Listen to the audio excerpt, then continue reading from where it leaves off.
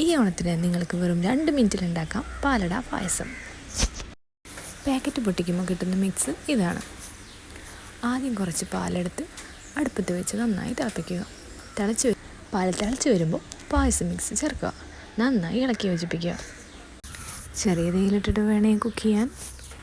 പാൽ നന്നായി തിളച്ച് വരുമ്പോൾ ലോ ഫ്ലെയിമിലിട്ട് നന്നായി കുറുക്കിയെടുക്കുക. എനിക്കിവിടെ ഏലക്കയുടെ ഫ്ലേവർ നന്നായി ഇഷ്ടമുള്ളതുകൊണ്ട് ഞാൻ 2 ഏലക്കയും കൂടി ചേർക്കുന്നുണ്ടേ. അങ്ങനെ ഒരു 10 മിനിറ്റ് ലോ ഫ്ലെയിമിലിട്ട് കുറുക്കിയെടുക്കുമ്പോൾ ഈ ഒരു കൺസിസ്റ്റൻസിയിൽ നമുക്ക് പായസം കിട്ടും.